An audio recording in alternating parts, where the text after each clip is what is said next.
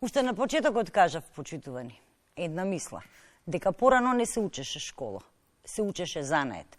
Да се биде занаетчија значеше чест и гордост. Да го издигнеме занаетчиството онаму каде што припаѓа.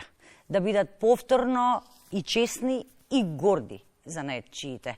Ете токму на оваа тема. Како да ги сочуваме занаетите, ќе зборуваме со првиот човек на Занаетчиската комора на Македонија, господинот Агрон Фазлии. Добар ден и добре дојдовте. Добар ден, добро ве најдов.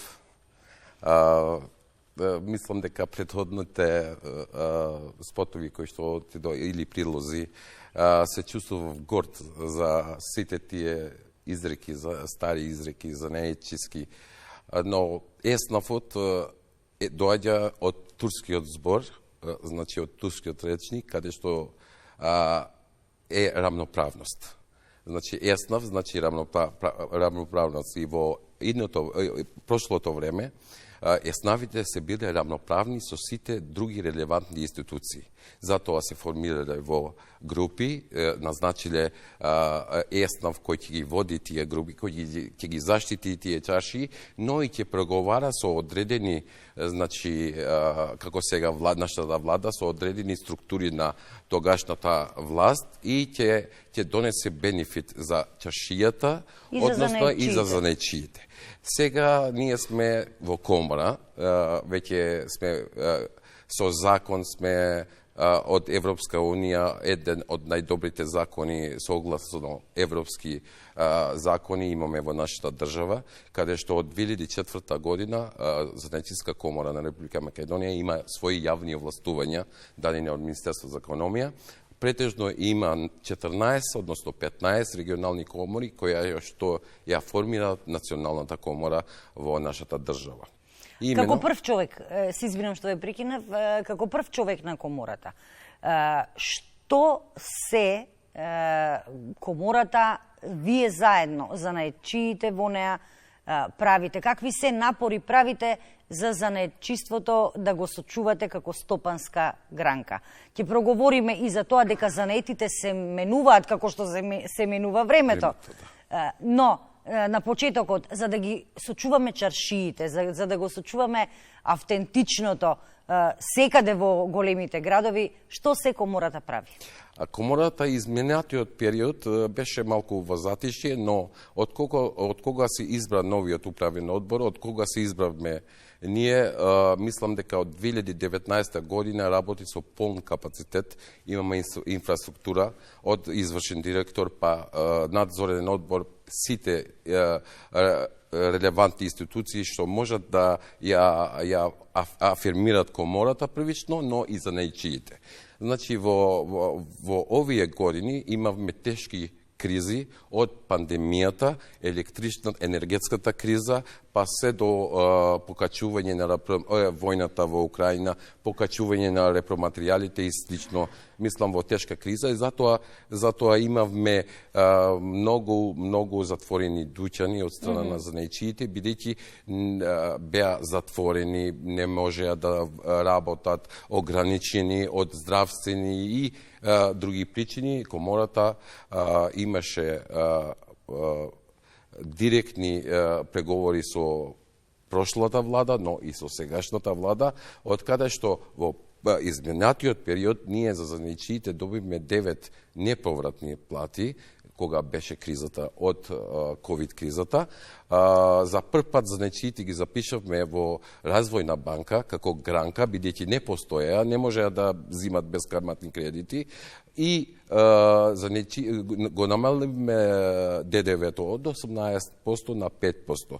Не само тоа, ние имаме секоја година повик од Министерството за економија, која што една година е во реновирање на дуќаните, другата година може да биде во субвенционирање на репроматеријалите и алатот, и секоја година се менува мерката, се со цел да занаетчиите бидат по-иновативни, повидливи во пазарот и по-конкурентни во пазарот. Ние како комора вршиме и ред други едукации за занаетчиите. Сега е дигитализмот и дигиталното рекламирање, бидејќи не секој занаетчија може да се рекламира во телевизии, нема капацитети да им парират на големите индустрии, односно големите фирми, но за доброто на општеството сега имаме и социјални мрежи, социјални медиуми, каде што ние ги учиме како да се рекламират, како да доаѓат до изрази и како да бидат повидливи занаетчиите во пазарот. Не е црна сликата како Јас се гордеам со тоа што не е црна сликата, имаме прекрасни чаршии, но треба да има и владата слух, а бидејќи сме во преговори веќе со владата, ние сакаме да работиме во недела, бидејќи има вршители на занаетчиска дејност и самостојни вршители на дејноста. Има две категории во законот. Законот не облигува ние како комора, претежно и државата, да ги чува и заштити особено старите занаети.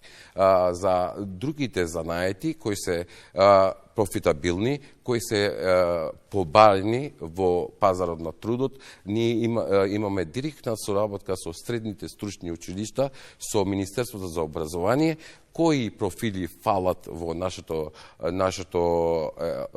подневје или во нашата држава, такви профили да понудиме и да најдеме решение што повеќе паралелки да се отворат во средно стручно образование, за да имаме квалитетна работна сила, односно да имаме вака работна сила специјално за таа намена. За жал, пред да имаме покачување на бројот на учениците на средните стручни училишта, тоа беше пред 2019, ние имаме пад во средни стручни училишта, но сега за наша среќа има побарувачка, младите сака да се запишат во средните стручни училишта за да ја учат професијата, односно занаетот, и со тоа по прв пат во Македонија се случува дека средните стручни училишта веќе се побројни со ученици него другиот дел на училиштата. Добро е што е така, затоа што не може сите да одат во гимназија, не може сите да имаат факултет и од голем дел од тие што имаат факултет да чекаат државата да ги вработи. Се некако ни се чини дека некој друг треба да ни го најде местото под сонцето. Со занаетчиството можете да бидете сам свој газда, да имате своја фирма, сам да си управувате и со работното време, но и со слободното време. Ние треба да го менуваме мислењето, целокупното мислење, бидејќи да зимаме пример од Хрватска, и взимаме пример од Германија, од Швајцарија, и затоа ние целокупно општеството треба да ги цени занаетчиите, затоа што нашите деца, за жал велам дека не одат во таа насока, бидејќи мислат дека не е цената работа или не се цените во општеството, ако бидат занаетчии, например, ако бидат зидар, плочкар, односно механичар, автолакер и сето тоа, но за да им покажеме на нашите деца дека тоа е најпотребно на нешто, бидејќи истото е и адвокат професија и механичар, ние треба да го мениме мајндсот, затоа што од ден на ден, иако ние произведуваме добар кадар, без разлика од која насока, нашите млади со тоа знаење, нашите занаетчии, конкретно зборам за занаетчиите, одат во други европски држави каде што се ценат и се плаќат, мислам, имат бенефит од тоа и не се враќат веќе во нашата држава. Тоа не е најголемата болка. Да, за најголемата болка треба да ја излечеме сами, бидејќи имаме доста млади кои што работат веќе во разни занаечески професии, но мислам дека одредени мерки и одредени политики за развој на економијата, за развој на микромала економија во нашата држава, бидејќи ние како држава не сме индустријска држава. 99,2% се микромали фирми според статистиките од Министерството за економија. Така да ние само 0,8% имаме индустрија, а другиот дел е се мало стопанство, односно микромали предпријатија. Во тај круг на предпријатија, скоро 70.000 предпријатија микромали се занаечиски предпријатија, каде што ние бараме иновации, бараме добар пазар, бараме да бидат ослободени од електричната енергија. Тоа барање веќе постои од 2020 година, да не се категоризират малите дуќани, односно малите работилници во електрична индустријска енергија, бидејќи, еве, зимам на пример, еден фризер со еден фен не може да биде индустрија. Така да, многу едноставни примери имаме да им покажеме на луѓето кои донесуваат закони, кои иницират можеби преселување или можеби сива економија, да доаѓат да преговарат со занаечиска комора, каде што е единствена што ги знае маките на занаечиите, бидејќи сите 30.000 членови што ги имаме во нашиот регистар, кои што имаме јавни овластувања, ние сме дел од нив и ги знаеме сите маки, но претежно и сивата економија кај нас моментално треба и во таа насока да водиме, мислам, тука сте многу ригорозни во барањата. Јас во ова барање сакам да се менува кривичниот законник, бидејќи се случува дека ако отварате работилница на црно, вие одговарате само прекршно. Но тоа за жал придонесува да има уште 50% повеќе занаечиства кои работат на црно, затоа што мали се казните, а друга страна им прават голема штета на регистрираните дејности кои ги има во нашата држава. Затоа треба и државата да мисли, управата за јавни приходи, Министерството за финансии, сите кои се чинители на економскиот дел на политиката во нашата држава, да мислат да го измениме законот, за да никој не може да работи на црно, а другите дејности кои што се регистрирани, кои плаќат давачки кон државата, да ги чуваме, бидејќи само на таков начин ние даваме инспирација на младите, даваме пример дека ако се работи честно, како што сме честни ние за нечиите основот, дека државата ќе помогне. Ние не сакаме да ни помогне со средства, иако бевме во тешка ситуација. Но има многу начини како државата, како локалната самоуправа, не само централната власт, него и локалната самоуправа може да придонесе за развој на занаечиството. Го зимам пример Куманово, затоа што јас сум од Куманово како председател, ние со локалната власт веќе 4 години субвенционираме стари занаети, ние направиме мал саем, односно стопански саем на занаетите во регионот на Куманово, но и ги ослободуваме од комуналните давачки во нашата општина. Целта ни е да ги мотивираме, но сега задно е новина дека ние почнавме да вистински ги насочиме работите каде што требат. Ние немаме суверниници во нашата држава, каде што се истакнуваат вистински нашите продукти, од нашите занаечи, од нашето поднебје. Затоа што видовме дека има 6-та генерација занаечија, имаме во регионот на Куманова 4-та генерација занаечи, што сакат да работат и каде што нема каде да ги истакнат своите продукти. Сега, старите занаети ние ги иновираме. Даваме насоки како да бидат профитабилни во пазарот, но нема каде да ги, они немаат средства каде да ги, може би немаат средства да отварат објект, може би се ограничени во неки работи. Сега со локалната самоуправа имаме проект каде што за прв пат отвараме градска сувереница во Куманово, каде што сите ракотворци и занаечи ќе ги донират, односно ќе ги достават своите производи во Куманово, во таа градска сувереница, каде што ќе може да ги продаваме тие производи да им помогнеме на занечиите. Делот тоа ни донесовте, јас се извинувам што ве прекинувам, делот тоа ни донесовте и овде во студиото да видат гледачите дека и тоа како може да направиме да направат нашите занаечи автентични сувенири и да бидат многу побави од оние што се увезуваат, изработени по нарачка некаде на истокот. Да, или и во истокот, претежно во Кина и во Турција. Јас како председател се заложив со целиот наш управен одбор, тим, директорот на Занечиска комора на Република Македонија, да во секоја регионална занечиска комора иницираме со локалната самоуправа да има по една сувереница, каде што ќе го представува својот автентичност во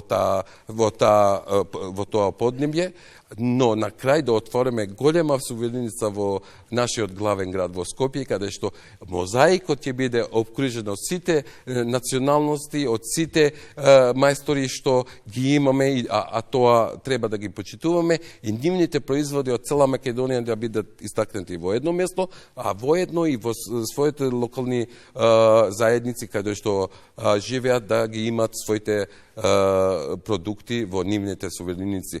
Тоа ќе иницира, значи, зашто ова е наше културно наследство. Ние доста сме ограничени од разни политики, но за жал историјата кажува нешто друго, дека и ние имаме четврта генерација занаечи во нашата држава и никој не може да ни ги оспори овие дела, и затоа јас се гордијам што сум председател на Занечиска комора на Македонија и ќе се потрудам нашите производи од сите националности што ја чинат нашата држава да бидеме горди, да ги представиме пред другите држави, но зошто да не и нашите власти, нашата национална власт и локалната власт, да не ги земат како сувенири и да им поклонат на разни делегации, не да купуват и они да помогнат во еден начин во насока на подобрување и истакнување на нашата културна вредност.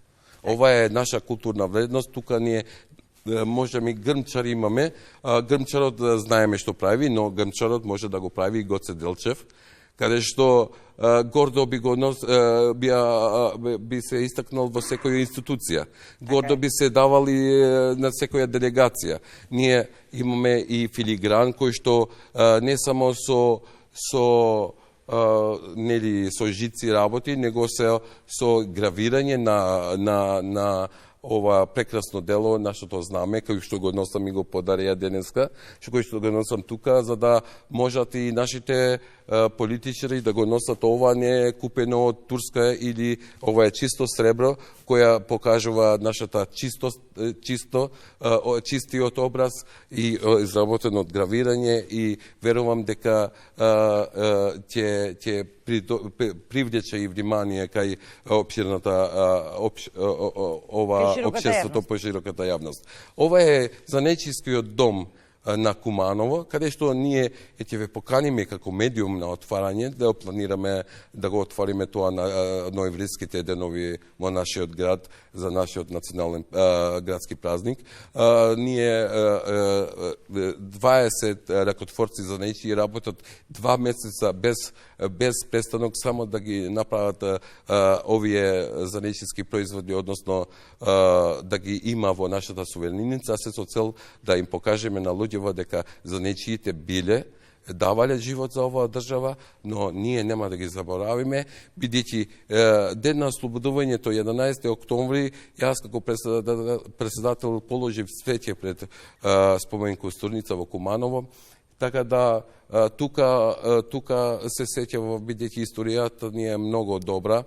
За ослободување на нашата држава, ги прашувам моите пријатели и во политиката, и во општеството, кој даде живот? Магдалена Андонова, Шнајдер, Киро Бурнас, значи Бербер, Барам Шабани, ковачки работник. Значи ние мора да ги цениме за нечиите дека придонели за државноста на ова почва што ја имаме и на ова држава. Затоа за нечиството нема да изумира, него ќе просперира без обврска кој да е председател или која да е влада.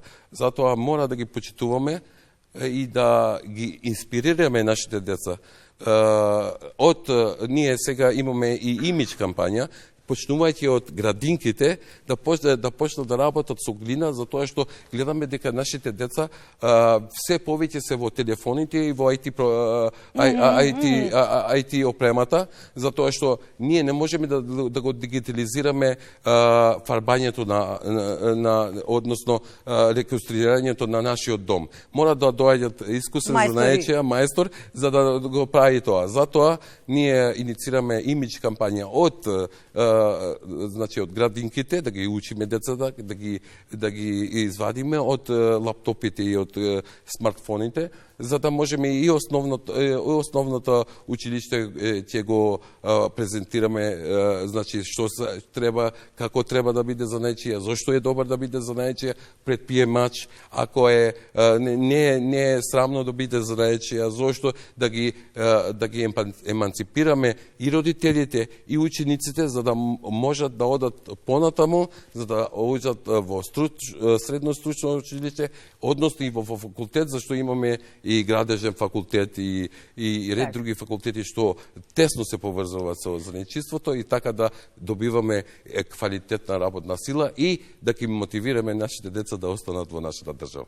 Господине Фазли, може уште многу да зборуваме на оваа тема. Мене ми е навистина драго што денес одвоивте време и бевте дел од емисијата Програма на градови. Ќе зборуваме за занаечиството повторно. Останаа недокажани многу работи, но на крајот може да заклучиме дека веројатно највкусен е лебот заработен од сопствената рака. Да.